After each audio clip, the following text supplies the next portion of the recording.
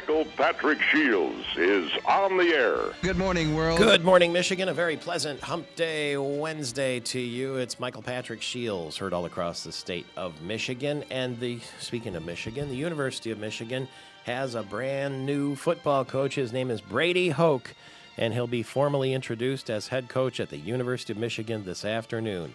Athletic Director David Brandon announced the hiring yesterday. It came quickly, didn't it? Sort of a surprise, but it seems like once Les Miles decided he wasn't coming, or maybe wasn't offered the job, Hoke was given the job. He said it's his dream job in the past. He was the head coach at Ball State from 2003 to 2008, and then at San Diego State 2009 to 2010, a short stay in San Diego. I tell you what, they might have had to pull me out of San Diego kicking and screaming if it were me.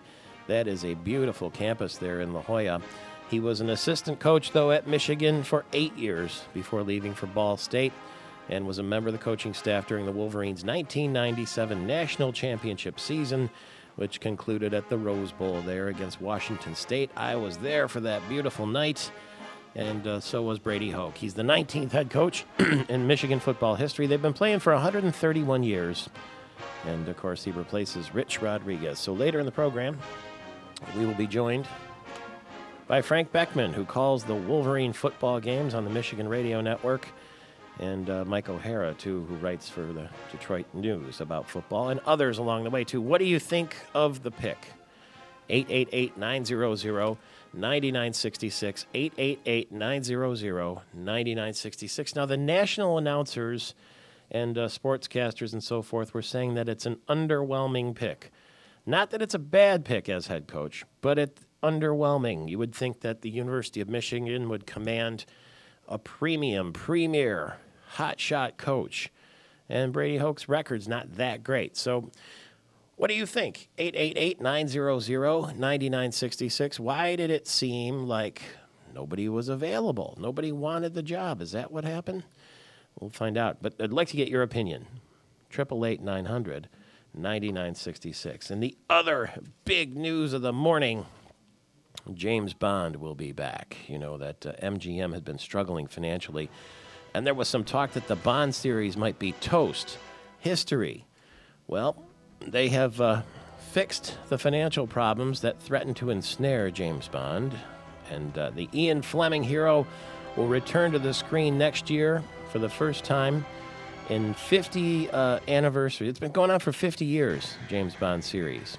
And this will be movie number 23. And Amanda Wall hasn't seen a single one of them, I'm told, this morning. So this is the 23rd James Bond movie, and it will star Daniel Craig, the same guy who did the last two, Quantum of Solace and Casino Royale. The date the movie will be released is November 9th, 2012. Mark your calendars for that one.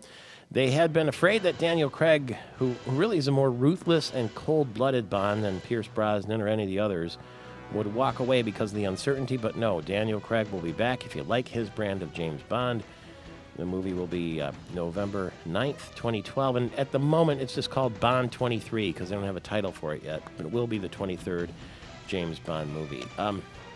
In fact, this program will be coming to you live this spring, I just found out this week, from Ian Fleming's desk at GoldenEye in Jamaica. Ian Fleming was actually what do they call him, MI6 agent himself, which is a British Secret Service.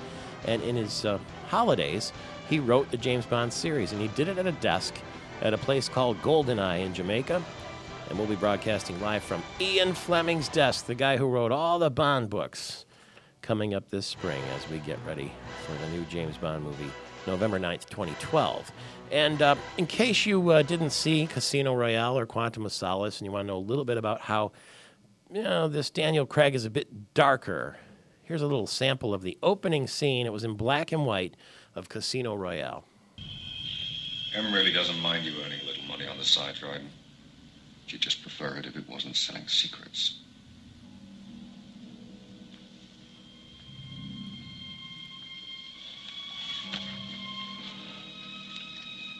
And the theatrics are supposed to scare me.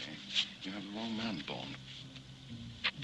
If Em was so sure I was bent, she'd have sent a double O. Benefits of being section chief. I don't know if anyone had been promoted to double O status. No.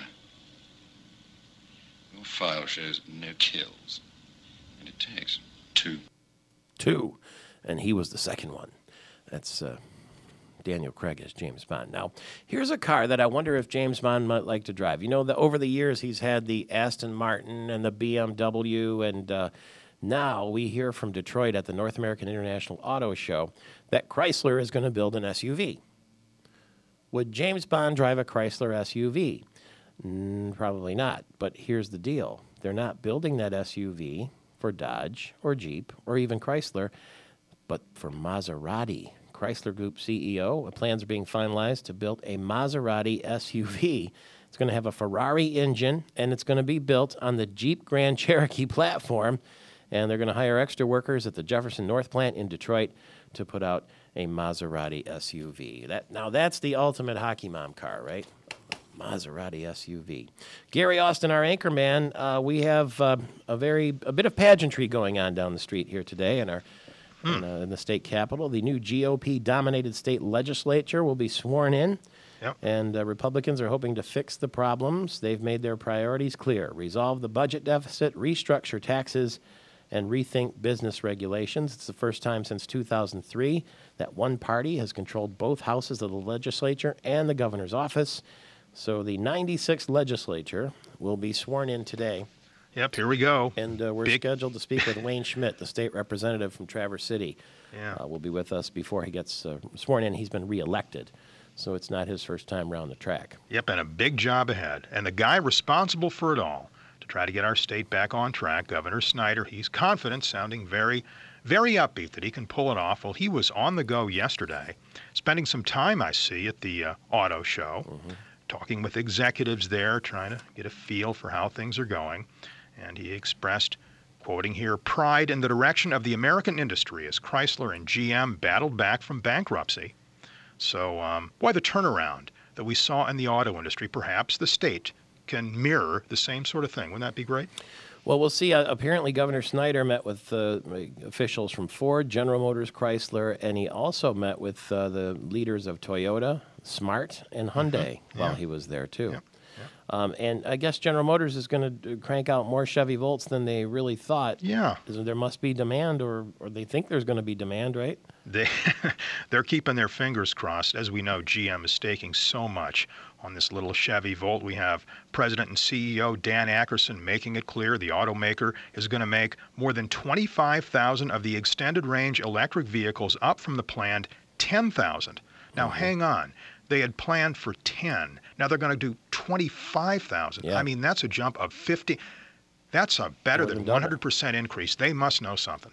By the way, Governor Snyder officially changed the name of the Michigan Department of Agriculture to the Department of Agriculture and Rural Development. Okay. So he said he was going to get things done quickly, didn't he? Yep. There's something. Cross that off the list. Yep, he's wasting no time. Change that name. Got Yep. that done. Check that off the list. See what happened in Dansville? Yes, scary. Yesterday. Yeah, a big lockdown there. And this was a situation. This has got to be the worst nightmare. Parents, administrators, those in charge of this sort of thing, students who are close by here. A gun, an actual gun, was found in the locker of a middle school student. The Lansing State Journal is telling us the weapon was found after a couple of kids told school officials a youngster had brought the handgun to school. Now we have Dansville Superintendent Amy Hodgson calling the two students who reported the guns, quote, the heroes of the day for pointing this out. That from Amy Hodgson, Dansville School Superintendent, and she says the student who brought the gun will be disciplined.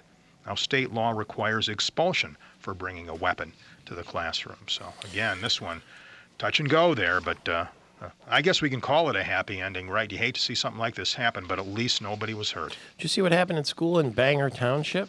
Yeah, that's kind of an interesting story there, too. John Glenn High School. Kid was yeah. hungry for lunch, ninth grader. Yeah. Who and, doesn't get hungry for lunch when you're in yeah. ninth grade? They eat all the time. Yeah, no eats for this kid. What's up with that? Huh? And his cafeteria account had a negative balance of $6. Yeah. So you know what the cashier did? Took the tray away from him because it was Yep. one of those cafeteria deals. In the dumper it goes. Dumped it in the trash. Just dump. That's the way the story reads. So rather than let the kid eat, they dumped his food in the trash. Yeah. Well, What we a have heartless.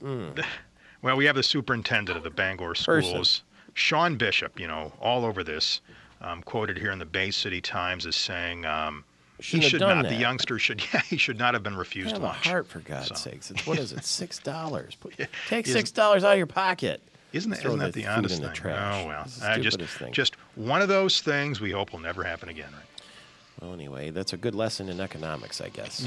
It sure is. It's like you can't have a credit card. You got to have a debit card so you don't run up a tab. And his tab was out, so his food went in the trash instead of his stomach. That's just rotten. Perhaps, look at on the upside, an early lesson in finances for this youngster. Princess Diana's brother in Michigan and with us when we get back.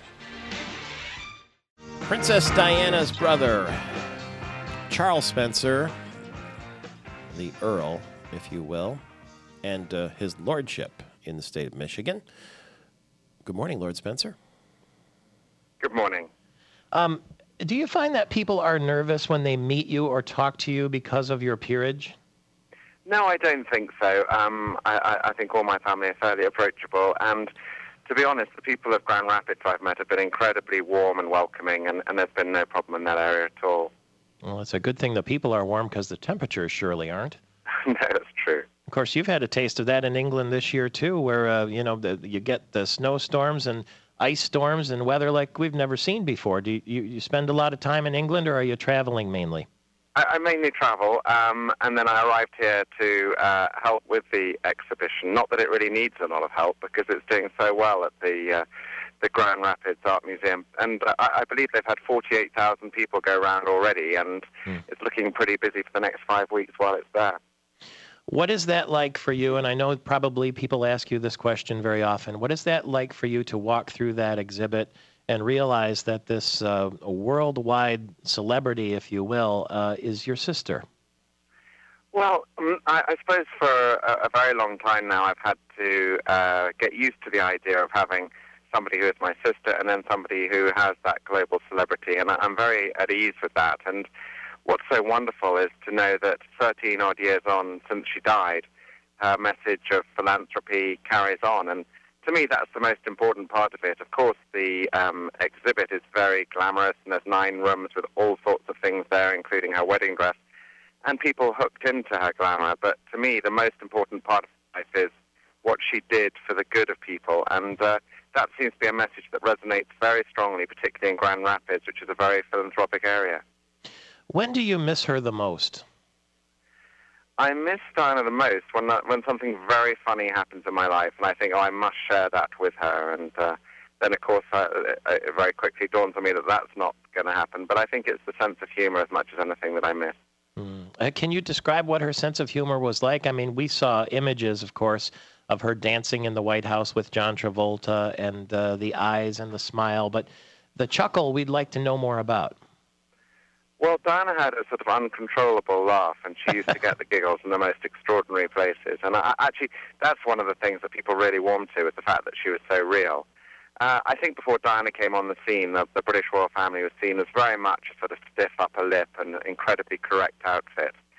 But it wasn't so far from here. It was on the Great Lakes that I think a lot of your listeners will remember seeing her not having had contact with William and Harry for a while when they were children, and rushing up and hugging them and welcoming them. And she was very demonstrative with her emotions, and I think that played very well with the American public. It sure did. Now, I know that you had a television career, too. Are you doing any more television work?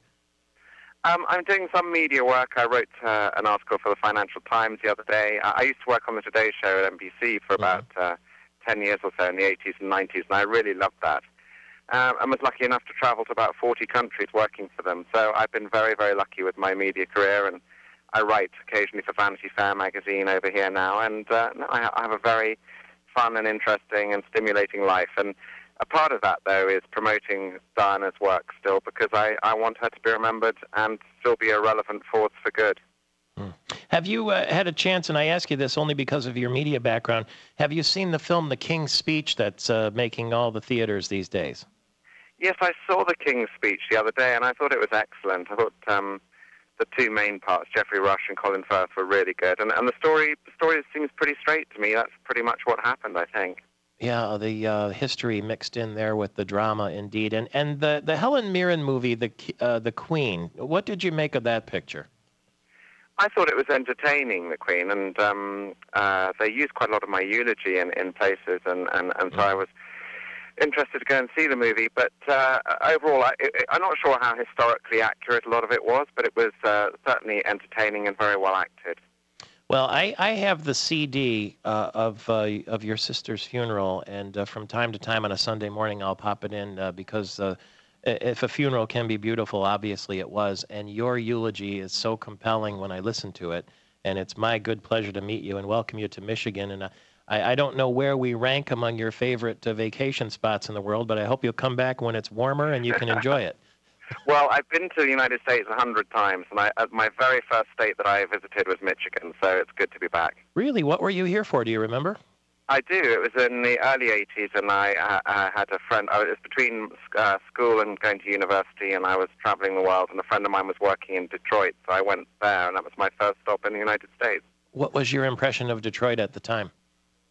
It was obviously going through some troubles at the time, but I gather it's pulling out of that very well, so I was pleased to hear that.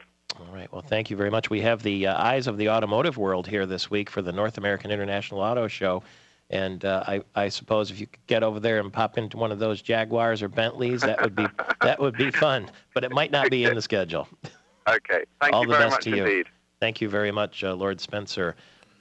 28 minutes after the hour, a guy that we're welcoming back to Michigan will be Brady Hoke. The Brady Hoke era at the University of Michigan begins today. He'll be formally introduced as the head football coach of the University of Michigan Wolverines. He has spent the last 2 seasons as the head of San Diego State, led the Aztecs to a 9-4 record this year, and won his bowl game, the Poinsettia Bowl, against Navy. Now, remember, he was on the staff at the University of Michigan when they went undefeated under Lloyd Carr and won the national championship at the Rose Bowl, beating Washington State. That was in 1997.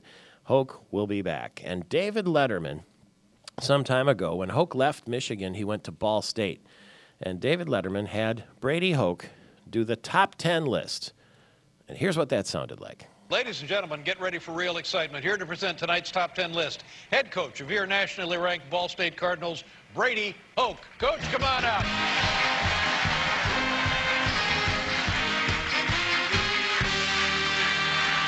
Nice job, Coach. Congratulations on a great season. Thank you, Dave. Very exciting. Here we go. Top 10 highlights of the Ball State Cardinals football season. Number 10.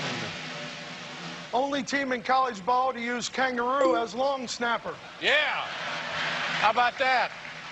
Number 9. I coached the second half of the Toledo game wearing only a headset in my underpants. Yeah. You see why it was so darn good? Number 8. When O.J. Simpson and some goons showed up and tried to steal our equipment. Yeah, remember that? Number 7. Our players met athletes from around the world when Muncie hosted this year's Summer Olympics. Oh, my God, that was just tremendous. The Muncie Summer Olympics. Wow. Number 6. Defeating the Detroit Lions. Oh, man. Number 5. The loss to Buffalo because it taught us humility and resiliency. I'm kidding. It totally blew. Yeah. Highlights of the Ball State Cardinals football season. Number 4. The post-game locker room grab ass. Whoa! Whoa! Oh, buddy! Woo, buddy! You, buddy! Number 3. Beat Eastern Michigan, Central Michigan, Western Michigan, Southern Michigan, Southwestern Michigan, and Mexican Michigan. Yeah. You talk about a schedule. Number 2. None of our players shot themselves in the leg.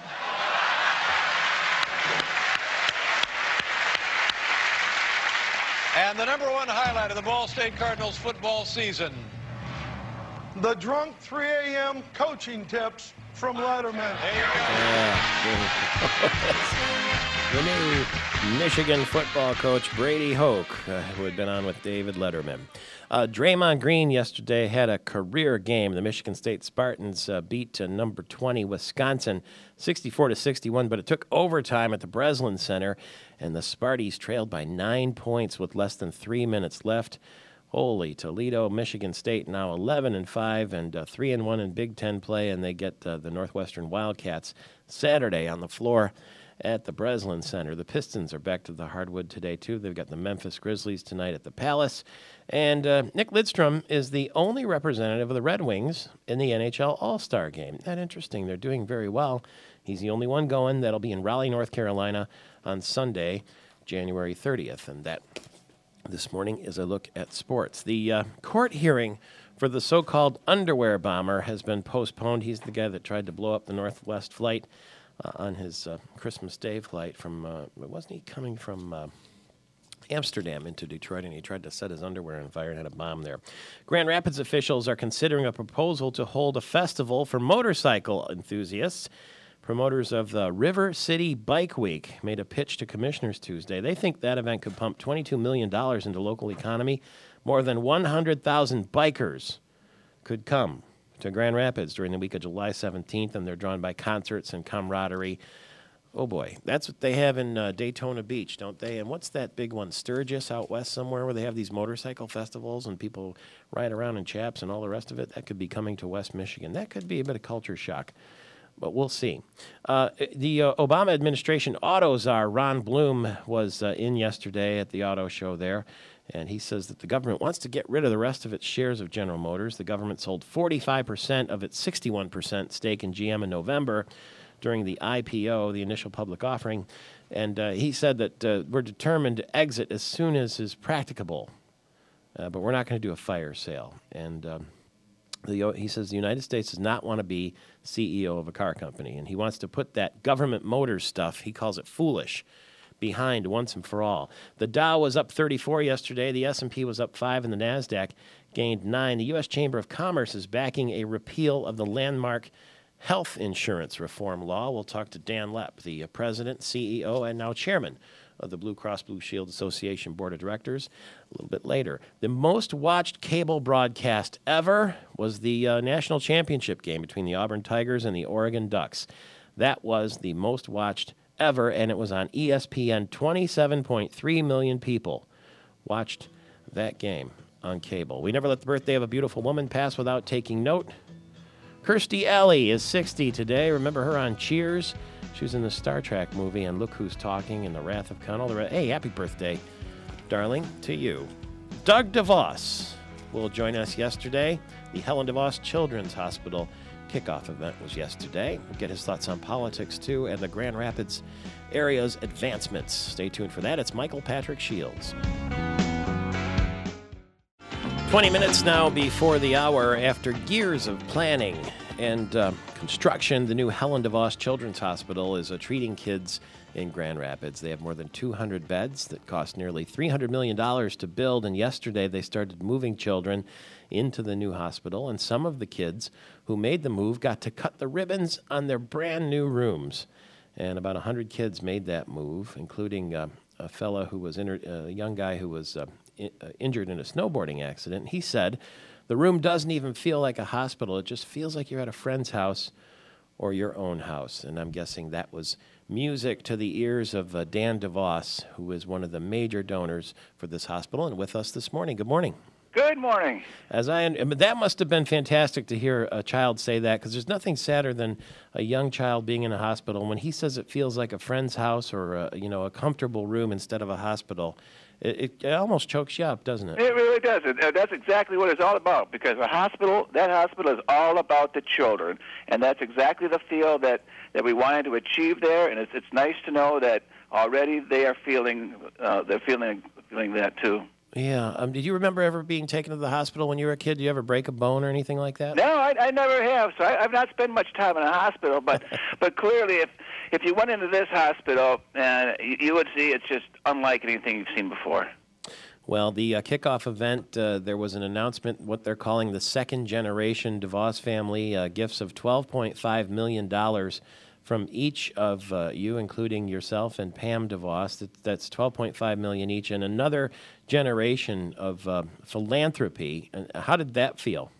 Oh, it was awesome that we were able to do that, and for working with a hospital for many years, and working with my parents, who of course were fundamental in getting the Children's Hospital started in the first place, and for us, it was ability to give back not only to the community and to the hospital, but always also to them, because time is of the essence, and we wanted this hospital to get open so they could see it, and they could see the joy in the children's faces too. So time was of the essence, not only for them, but because the need was so great, we just felt the urgency to get this project completed. Well, thank you again very much for what you do and your family for Grand Rapids. That $50 million total donation's the largest collective gift ever given from one family to Spectrum Health, and it'll make a difference every single day in the lives of the people who work in our community here and their parents. Let me ask you this. We're going to see a State of the State address from Governor Snyder next week, and there were a lot of people, of course, who thought that 4 years ago, Dick DeVos, your brother, should have been elected governor, the businessman governor. Now we have a businessman governor in Rick Snyder. It did happen 4 years later, than too late for Dick DeVos. But are you watching with curiosity now about how a businessman will do in the role of governor? Oh, yes, certainly. And certainly the need there is great also to get it right. And certainly, Dick started down that path and sort of laid a lot of the groundwork. Rick was able to pick it up and put it over the goal line. And I think for Michigan, that's exactly what we need right now, as everybody is stating. We need somebody new and fresh and a different look, and a business guy in the governor's office is the right move right now.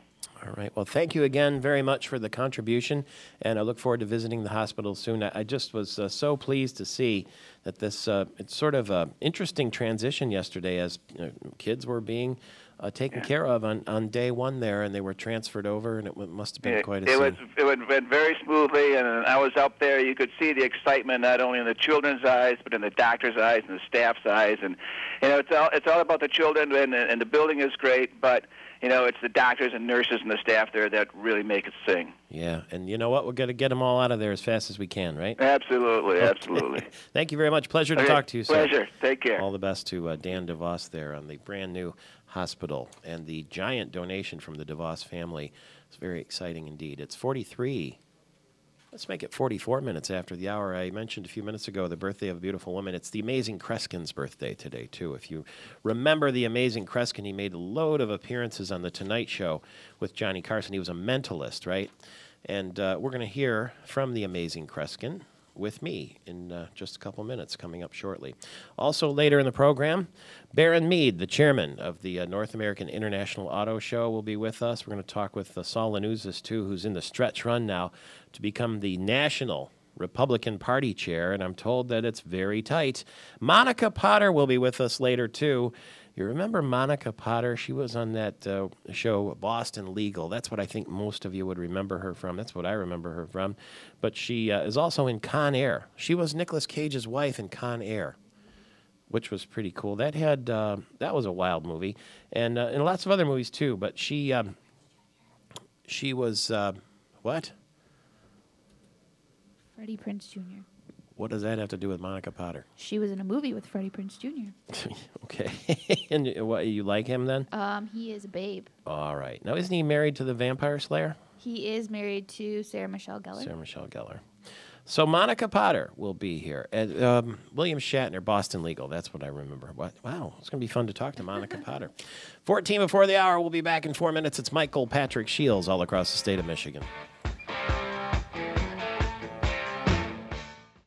Brady Hoke, the new coach of the Michigan Wolverines. You like that choice? 888-900-9966 is the number to call. We're going to give you something, too. If you want Sarah McLachlan tickets, the concert is on March 14th at the Wharton Center in Lansing. Just go to MichiganTalkNetwork.com, and you can register. It doesn't cost anything. 5 winners will be randomly drawn to win a pair of tickets, and those winners will be announced right on this program on January 14th, 18th, 21st, 25th, and 28. So if you want to win Sarah McLaughlin tickets.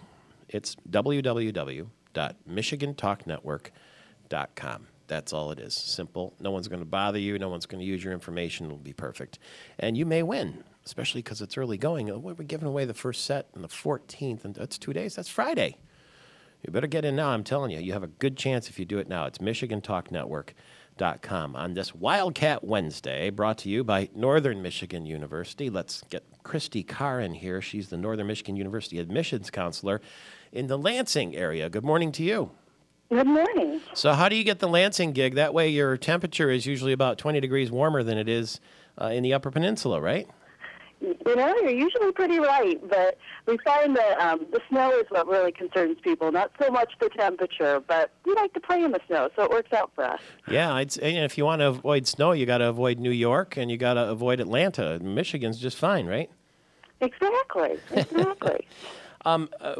Now, there are people right now who are getting very serious about their college choice as we're in January, and they're going to have people graduating from high school. Maybe they've already made their choice, or maybe they're sweating it out right now. What would be some of the questions you get as an admissions counselor that would surprise us? That would surprise you. That's a good question. One of the biggies I always get, maybe this wouldn't be a surprising question, but students in their senior years who just aren't liking their classes, wanting to know, gosh, can I drop my math class? It's not fun anymore. No, you can't drop your math classes. That's not a good plan.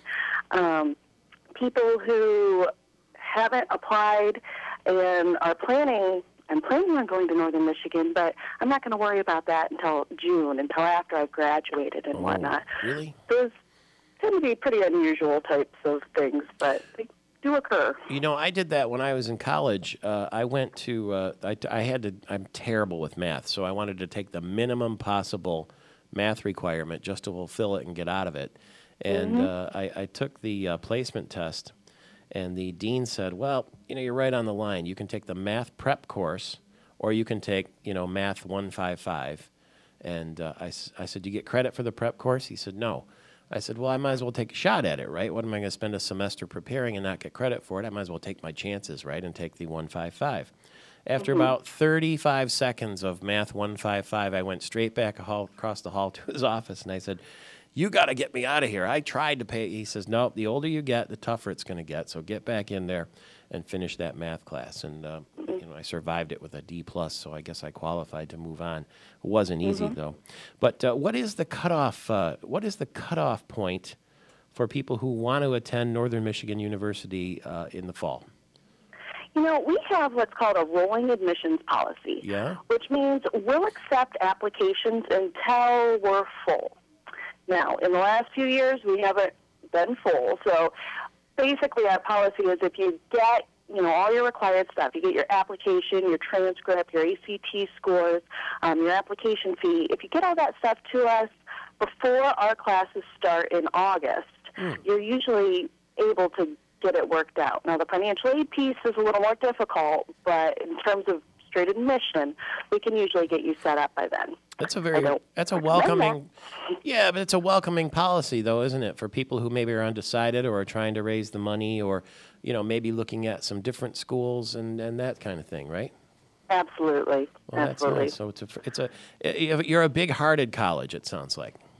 We try really hard. For us, we really want to make it about the experience, the individual person. Everybody has different needs, and we want to try to meet those needs as well as we can.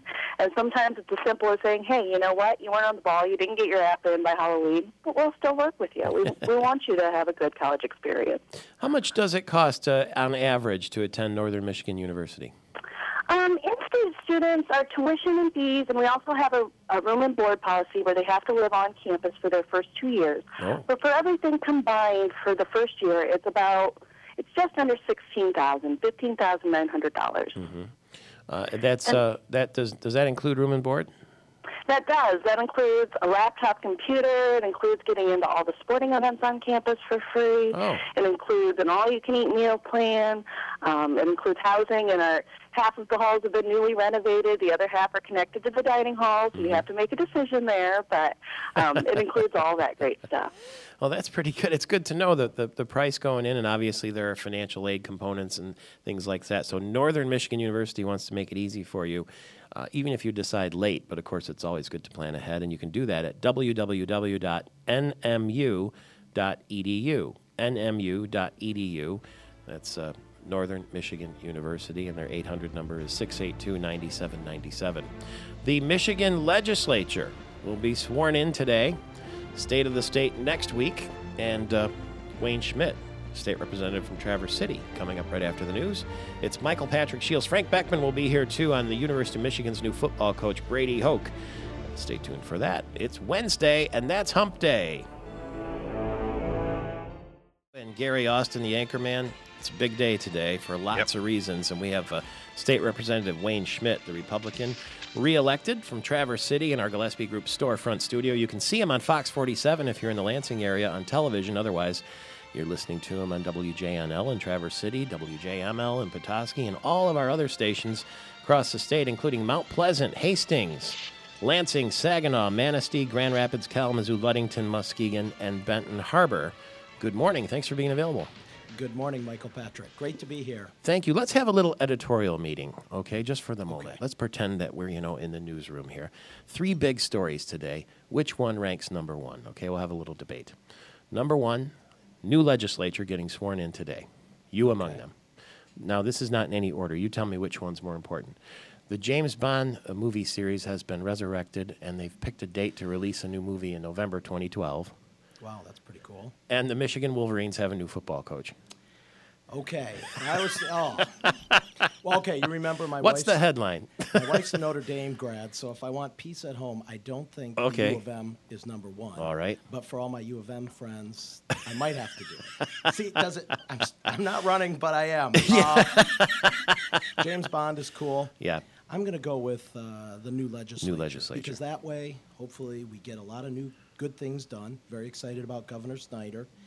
And the plans are moving forward so that if we get our job done, that means people will be able to enjoy more Michigan football and more James Bond. You know what? I think you should run for president. I don't know about that, but that's the way I'm going to rank Either that or governor of Alaska. Now, you will be sworn in today. Correct. It's a serious moment. What will you be swearing to?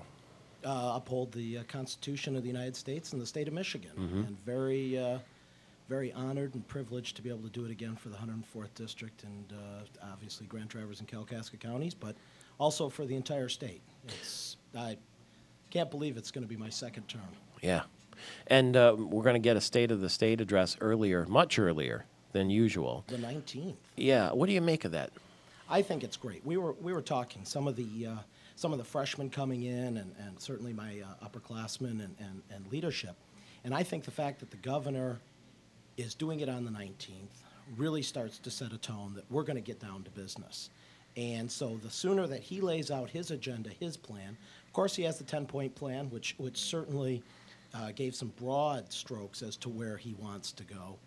But I think now he's going to start to focus in a little bit more. It'll give us a chance as we start to put together as we start our committee work, both in the House and the Senate, to really start to tackle those issues that are most pertinent to the governor and actually more importantly to the people of the state of Michigan, which is getting the economy back on track. That's the number one issue. How does it work now? Who will set the pace? Because he talked about, the governor has right in that chair, about how he wants to do things fast. He wants to do a lot of things early. He wants to work in dog years, is what he said the buzz with his staff is, that 7 years is 1 year or 7 months is 1 month. Who sets the tone? Who sets the pace, though? He can say that, but it really comes out of the House of Representatives, doesn't it? Well, I mean, certainly we're excited, the Republicans, both in the House and the Senate, to have a governor who understands what it is to be a job creator, what it takes to create jobs, what it takes to keep businesses going. So in that sense, he's certainly setting the tone with January 19th State of the State and moving us forward. But of course, as we mentioned earlier, we take an oath to uphold the Constitution of the United States and to the state of Michigan, and there is a process. And I paraphrasing Ben Franklin, he said governments should be slow, I mean, this isn't the exact words, to make sure that it doesn't pass bad legislation quickly or good legislation quickly, that it needs to be a deliberative process. And so I think once he, with the state of the state being early, gets the agenda out there where he wants to go, yes, we can move more quickly, and we'll be able to take things and make some impacts, I think, in the first 6 months. But like I said, you do have a process. We want to make sure that when we're working on bills in committee that there's a lot of transparency, that we do offer the loyal opposition the opportunity to speak and do amendments. I know that Speaker-elect Bolger is very keen on that. Majority Floor Leader Jim Stamas and Speaker Pro Tem John Walsh, all friends and colleagues of mine, are very keen on making sure that it's an open, transparent process, that people have a chance to speak, whether it's the sponsor of the bill or someone who wants to put up an amendment. And then once we do that process, which is a good one, it's served us very well for many years, we should be able to get the governor's agenda done and things that other members want that correspond with that, with getting Michiganders back to work. With those people who follow politics, they might say, this is the first time in some time that we've had the same party in the governor's office ruling the Senate and ruling the House. Why not just put up the sails and go? We're all set now, right? Doesn't work that way, does it? No, it doesn't. And like I said, you've got the rules in the House that, bills need to lay over, that you need time to comment on them. And I really do believe, having worked in local government and serving 2 years now in the State House, that when you can move quickly, and we need to move quickly. Governor Snyder is correct. We need to make changes. But you don't want to rush so fast that when you pass legislation, and I saw it last session, and it's certainly some of the things I want to work on and correct, small technical things or amend this. But I would rather take an extra month and do the bill the right way than rush something through and then all of a sudden either disappoint the governor in what he wanted to accomplish or what another member wanted to accomplish, lose the entire intent of what they wanted because we were in such a rush. But I think, certainly 6 months is enough time to do many of these things. So what we define as slow will still be very quick, I think, for the general public. When you walk down Front Street and maybe go to Captain's Quarters or any other small businesses in Traverse City, what do the people, these small business owners particularly, grab you by the elbow and say, and what do they want? What do they ask? It's usually the Michigan business tax and the 22% surcharge, and that they're not still, even after a number of years now, I think it's been 3-4 years, they're still not sure what they're paying. That's one of the number one things. Also, some of them have begun to mention the concerns about the unemployment insurance and the payback there. And when you have a number of employees, let's say, for instance, they've been talking about ranging between $30 and $71 a quarter per employee. Even in a 5-person store, 5-6-person operation, you're talking a couple grand potentially. And for a small mom and pop shop, that's a lot of money. That's a new computer and software. It could be an insurance premium for a worker. That's a chunk of change. And obviously, as we move forward, and the bigger the business, obviously the bigger the expense. And that's one of the other things they've highlighted. You are going to be sworn in today again, second term now in the House of Representatives. And if you can forecast 2 years ahead, what would be considered for you personally a success? What do you really want to have happen? The revamping of the tax code. Yeah. That would be the number one thing. There are a lot of people that are going to be on the tax policy committee that are going to be working closely with the governor, with the treasurer, with all the analysts, certainly with the new budget director, Mr. Nixon. That would be my number one goal, and I think they're going to do it. Personally, there are some transportation issues I'd like to get solved, but that would be the number one, getting people back to work. And for me, it doesn't matter who gets the credit for it, and I think Governor Snyder feels the same way. If there's a good idea and it puts people back to work, let's run with it. Let's do the right process and get that implemented. Governor Snyder was at the North American International Auto Show yesterday in Detroit. He talked to representatives of the Big Three and Hyundai and some of the foreign companies, Toyota, I think, too. What did you drive today? I drove an 06 Chevy pickup, crew cab. I was glad it had four-wheel drive. It was a little messy down here last night, and I'm used to it up north. And my wife and two little boys and my mom and dad came down. They help watch the boys during some of the more boring parts. They go to Imagine 5 and eat at Clara's down there to watch the trains. So that's Grandma and Grandpa's job. But that's what I drove. And so it was good to have four-wheel drive. When it's just a quick minute here, but when you talk about family involvement, when you are in the State House of Representatives, your family's in the House of Representatives, too, because they make a sacrifice, don't they? They do. I spend usually 3 nights away living here in Lansing. It's great. Live, just a little east of here. But I am gone. And then when I go back home, a lot of nights there's other events, because unlike some of my colleagues who live closer by who can go to an Elks meeting or a township meeting, on a Tuesday night or a Wednesday, I can't, so I have to kind of make up for it. So when I tell my wife, hey, how about we go out to dinner, she always asks what event. So, where am I getting chicken tonight? Exactly. The boys 6 and 8, they're patient with me too. All right. Well, God bless them all, and God bless you, and congratulations on the inauguration today, or the swearing in, I guess is what it is, and we'll see you soon. All right, thank you. State Representative Wayne Schmidt, the Republican from the Traverse City area. Frank Beckman will join us next. Our number 2 story of the day. The new coach for the Michigan Wolverines is Brady Hoke, and Frank Beckman calls the play-by-play for the games. He'll be with us in 4 minutes. It's Michael Patrick Shields. 24 minutes after the hour, Michael Patrick Shields with you all across the state of Michigan. The University of Michigan has a brand new football coach, and his name is Brady Hoke. Brady who? Brady Hoke. And Brady Hoke is a name that you may not have known, but he coached under Lloyd Carr at the University of Michigan when the Wolverines went undefeated and won the Rose Bowl and won the national championship. He was an assistant coach with the Wolverines then.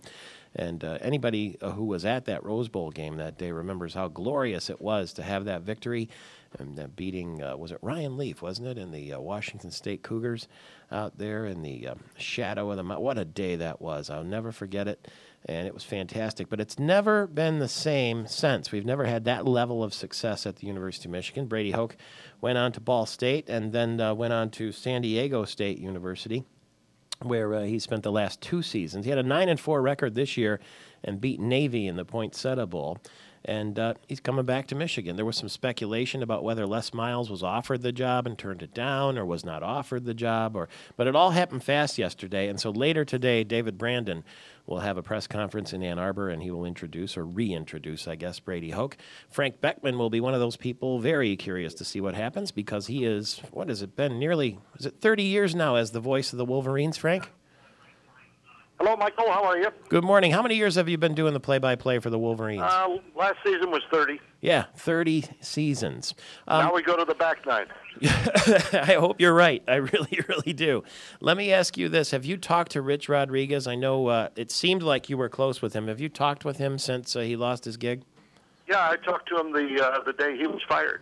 And, he was obviously disappointed, but acceptant of what happened and ready to move on to the next chapter of his life. But the one thing he did say, he said, I really feel like I brought the program back around, turned the nose up on this thing, and he thinks he's got it in place so that his successor, now Brady Hoke, will have a chance for success. Well, I guess that's what Governor Granholm's saying to Rick Snyder as she had the handoff too, huh? Well, I mean, everybody's going to look at it differently, but, that's... You asked if I talked to him, and that's how he feels. Yeah, that's what he had to say. Had you do you know if Les Miles was offered the job yesterday or was not offered the job? Do you know any of that? There's no telling. I haven't talked to Dave Brandon yet, but from what I understand, Michigan has let it be known that Brady Hoke was the only one that was offered the job. And in these kinds of things, when you interview people. Sometimes they take their name out of the running. Sometimes, take a look back 10 years ago when Jim Tressel was hired by Ohio State. all you heard at the last minute was all of a sudden John Gruden pulled his name out of the running, Bob Stoops pulled his name out, and before all was said and done, Tressel was portrayed as the fourth choice of Ohio State. So what was all true? It doesn't matter. He wound up being the pick. He was the man who was hired, and you know what? It worked out pretty good. Did you spend much time around Brady Hoke when he was an assistant coach? Oh, sure. Wonderful guy, committed to Michigan, just absolutely loved it at Michigan, loved the tradition, loved everything about it. And I think he's going to be a good fit. I think fans are going to like him. I think he will completely embrace the program. And more importantly, I think the former players will embrace him. I think after 3 years of division among that sector of the Michigan fan base, the former players, I think you're going to see that they have realized that that division didn't serve them very well, and that they will be behind him. And I'll be shocked if he doesn't get complete support from within the Michigan family. Including from Lloyd Carr, obviously. Oh, everybody, absolutely. And, that's one of the things that happened to Rich, sadly, was that there was division over his hiring. And while that wasn't necessarily a factor on the field and how the players performed, it certainly was behind the scenes and creating a sort of a public mood that was reflected in news accounts of what was going on in the Michigan family, and it sure didn't do them any good. One of the national commentators, and I'm not sure who it was, said that Lloyd Carr is like a Nixonian figure lurking around the Michigan athletic department. What is that true? Define that one for me. I mean, he doesn't lurk around. He stayed away from the football program. He said all along that he did not want to interfere in any way. He didn't want to be the focus of this once he retired.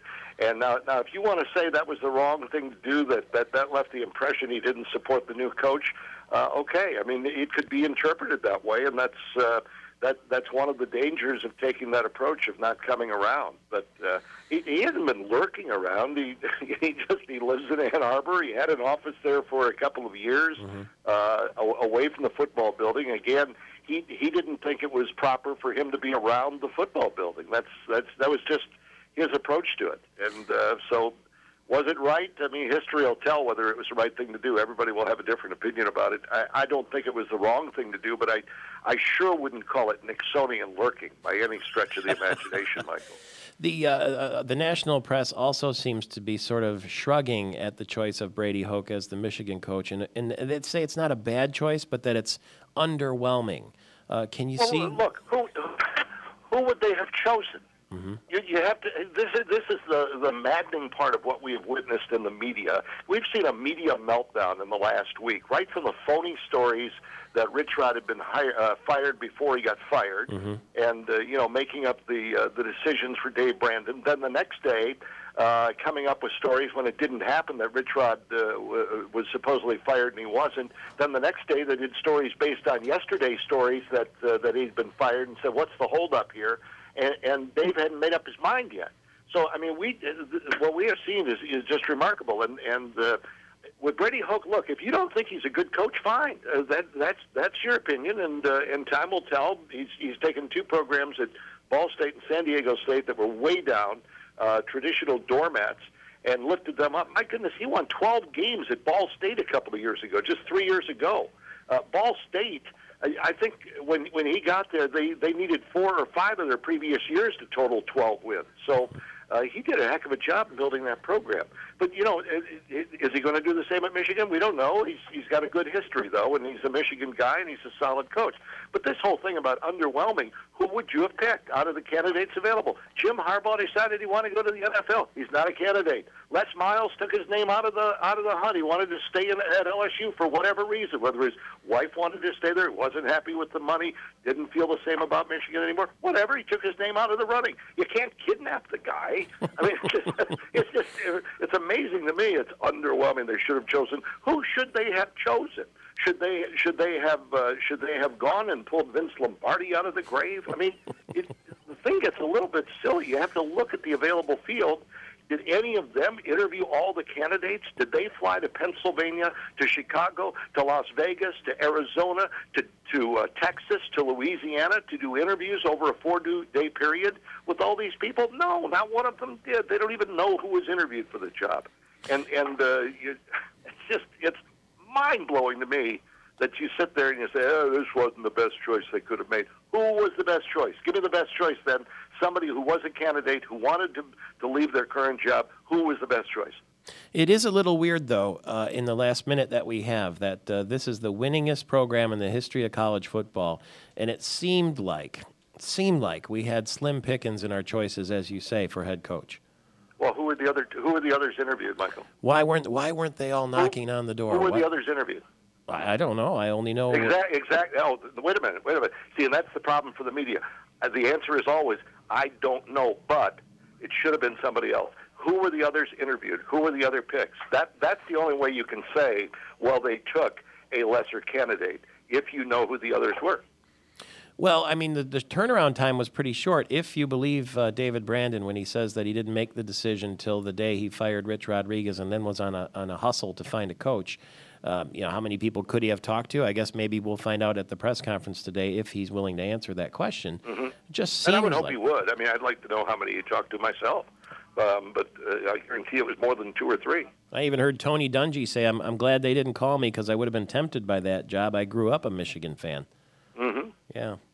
Well, we'll see what happens today. today. If your guy's Tony Dungy, he'll make your case for him. But, our guy's Brady Hoke. We got to be. He knew the job was open, Mike, and he could have easily called them too. Are we all in for Brady Hoke then? I would hope so. All in for Michigan. Look, I'm going to be all in for whoever the coach of Michigan is, and I believe Bo Schembechler used to teach you that the expectation was from the position. When a guy got hurt, the next guy was just expected to fill that position. It's the same thing in coaching at Michigan. The expectation is for the position. In this case, it's coaching, and you support that person, and you wish them well, and you hope they do well. We wish you well. We know you'll do well, and I'll see you downtown at the North American International Auto Show Black Tie Friday night. That's Frank Beckman, the voice of the Wolverines for 30 years, with 30 years to go, he says. 35 after the hour, it's Michael Patrick Shields all across Michigan. 20 minutes before the hour, our Gillespie Group storefront studio is attached to the Great Lakes Chocolate and Coffee Company, and so we keep our eyes open for important business people and just everybody that comes through. And I see Frank Farmer there from American Metal Roof, and nice to have him in there having a cup of coffee. We celebrate the birthday of a beautiful woman. Today also happens to be the birthday of the amazing Kreskin. And it wasn't that long ago. The temperatures were a lot different the last time I talked to the amazing Kreskin. And he'll be coming up shortly. He is a mentalist, remember? And he appeared on The Tonight Show, I think, if I'm not mistaken, more than any other guest in the history of Johnny Carson was the amazing Kreskin. And so we'll talk with the amazing Kreskin on his birthday, find out what it was like to be interviewed by Johnny Carson, and he'll be with us coming up shortly. Also, later in the program, remember Monica Potter? You know, she's one of those actresses, when you see her, you say, oh, yeah, Monica Potter. She'll be with us next hour, too. You would have seen her. She was with William Shatner in that show, Boston Legal. She was the blonde that always made the funny faces whenever William Shatner would say something bizarre. And she also was with Robin Williams in that movie Patch Adams, and she played Nicolas Cage's wife in Con Air, if you saw that picture. Oh, she was with Morgan Freeman, too, in Along Came a Spider. So Monica Potter will join us later in the program. Saul Lanusis is bidding to be the National Republican Party chair, and it's coming down to the stretch. We'll talk with him and Mike O'Hara from MikeO'HaraSports.com as we continue to talk about the brand new coach for the Michigan Wolverines, Brady Hoke. You heard Frank Beckman a few minutes ago with me get a little bit heated. He's defensive very often, isn't he? He was defensive of Rich Rodriguez for the longest time, and now he's defensive of the Michigan program in general, even though the national media seems to be saying, Brady Hoke? The number one winningest college football team in history, and it's going to be who? Frank Beckman didn't like that kind of talk. It's 41 minutes after the hour. Dan Lepp from Blue Cross Blue Shield of Michigan. It's going to take a little longer to introduce him now because he's added to his title. He is the president. He is the CEO and now was elected to chair the Blue Cross and Blue Shield Association Board. Congratulations and good morning. Thanks, Michael Patrick. Good morning to you. You mentioned Kreskin. I remember a long time ago, you got to ask Kreskin about being interviewed by Mike Douglas. Oh, now there's a blast from the past. Mike Douglas was terrific. It goes back a while. Do you sit now on top of the building at Blue Cross Blue Shield of Michigan in downtown Detroit there and weep because there are no more worlds to conquer? You got all the titles now. No, it's a great opportunity for both me personally, but really for the plan and for the 4.5 million people that we cover here in Michigan. You know, I have the opportunity to go out and reach out and meet with the other CEOs of the Blues plans, sort of in an official manner, and then I think allows some more collaboration. I learn more. We can apply. Obviously, we can learn some things from the other plans around the country and sort of apply it here. I mean, we've got collectively have a lot of work to do. The implementation of national health care reform, it really impacts all the plans, all the people we cover. You know, the Blue system covers 100 million people in America, and that's 1 out of every 3 households. And so there's a lot of work to do. So it's a great honor, but, you know, there's work to be done, and I think we'll take advantage of that, and I think it'll benefit the 4.5 million people we cover here in Michigan, too. How's the buzz in downtown Detroit this week? I heard 5,000 journalists came from around the world for the North American International Auto Show. Yeah, it's phenomenal. You just can feel it, and it's amazing because you and I have been together at a couple of these over the last few years, and to see where everything was, you know, a year or especially 2 years ago, and how it is so quickly rebounded, and the positive feelings. But you know what? It's all based on product. The product that Ford, the product that General Motors, the product that Chrysler is putting out is creating the buzz. And when you have product to create the buzz, plus I think the economy is getting better. So it's great. You know, it hasn't, you know, there's, a lot of work to be done. But when you compare it to where we were at even a year ago, it's phenomenal, and we should enjoy it. I think it's great for Detroit. It's great for Michigan. I think I see your next car was announced yesterday at the Jefferson North plant. They're going to be hiring some people, Chrysler. They're going to be building an SUV, and you might say, well, they build a lot of SUVs. Well, this one is going to be a Maserati SUV with a Ferrari engine built on the Jeep Grand Cherokee platform. I think that's got your name on it. It won't have my name on it, but I'm sure it'll have somebody's name on it. I'm sticking with a Ford, General Motors, or Chrysler product. Okay, it's hard to tell these days when you talk about Maserati being built in a Jeep plant and where the parts all come from. True. But it's good to be loyal. Has anybody heard from Pat Pritchard since Auburn won that national championship the other day? No, I'm too sure he's still reveling in Phoenix. You know, Pat played with Bo Jackson and those teams, and so he played with some strong players. But you know, it's like anything. He bleeds that Auburn blue and orange, and you know, you don't get a chance to win a national championship very often, so you might as well enjoy it. And I'm sure he is.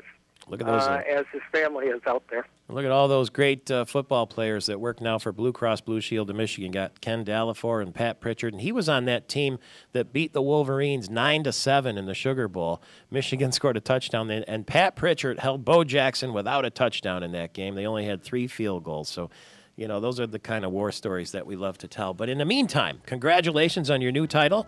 Can't wait to see what's next, and I know it's going to be an interesting year for healthcare, and so we'll see you soon. Absolutely. Thanks, Michael Patrick. All the best to Dan Lepp, who is now the chairman of the board of the Blue Cross Blue Shield Association, along with his titles of CEO and president. It's Michael Patrick Shields, all across Michigan.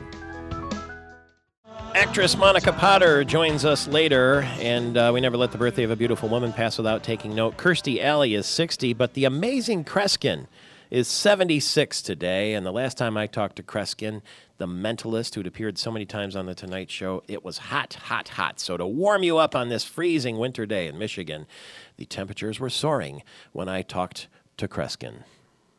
We're having a tremendous, here in the East Coast, I just got home the day before yesterday. I spent most of yesterday in New York taping some appearances, but by the way, it wasn't as bad as L.A., which was 110 degrees the last time I was with some people out there. But it's very warm here, and people have asked me about the business of the mind and heat and so forth, and because of something last summer I did on NBC News, we went to a park in New York, and we gathered a group of people off the street. I say off the street, I had never met these people in my life, and talking to them within about 2.5 minutes, they were starting to freeze and were just shaking cold, even though it was high noon, and then it was kind of in the 90s. But I can mention something, and we read about this every once in a while, and it isn't so far out. yes, you can alter how you perceive temperature around you. And the hint is this. Years ago, horror movies were called chillers. Sometimes even today a reviewer or someone writing about a movie will say, oh, this is a real chiller. And the reason is, even in the days when theaters didn't have any air conditioning, you were watching a movie that was frightening. It could have been in the warm summer, and it would be like reading a Stephen King novel. You can get so scared, as you know, Michael, and we know you start getting goosebumps because you're so frightened that you get goosebumps. Now, if your listeners, all of you listening, will only think about this. My God, if the mind is such that just a series of ideas, a framework of fiction, can change the surface of the skin, that's telling us something. So an exercise I've often suggested to audiences, and if anybody wants to know more about me, they can go on AmazingKreskin.com on the computer, AmazingKreskin.com. But find a scene, all of you folks listening, and just find a scene in your life where you remember it was damn cold. It could have been the dead of winter. You could have been stuck outside, or you had to get out of the car because you had a flat tire, or you were going through deep snow, and it has to be something that happened to you. You can make it up, but it's more meaningful if it was something, even if you have to search and search. Now, when you have the scene in your mind, you close your eyes, and I don't mean for 10, 15 minutes. No, don't waste all that kind of time. Just for a minute and a half, reflect on the scene, but at the same time, with your right hand, clasp your left wrist and squeeze a little bit as the scene becomes more clear, and try to imagine what it felt like, the chills, and think about it. Now, when you get that image in mind, you can almost see it. You can half feel the sensation of it. Then forget about it. Go on to work and what have you. And then two more times during the day, do the same exercise, but always with your right hand, clasp the left wrist and squeeze. Now, from now on, each day when you're working, let's say you're sitting at a desk doing some work, you're working with the computer. When you're involved in something, once in a while, just clasp your wrist and squeeze it for a few seconds. Don't try to think of anything. Do what you're doing. Be preoccupied. Your unconscious mind is going to trigger this off, and you'll tend to be able to handle the setting, no matter how uncomfortable, is a little bit more easily. Now, you said something which is true. Don't risk heat problems and prostration and so forth, because you don't want to blind yourself to the fact that you can't overwork when it's hot. One of the best ways of handling it is to shift your attention and also keep yourself busy, let alone, of course, reading a novel.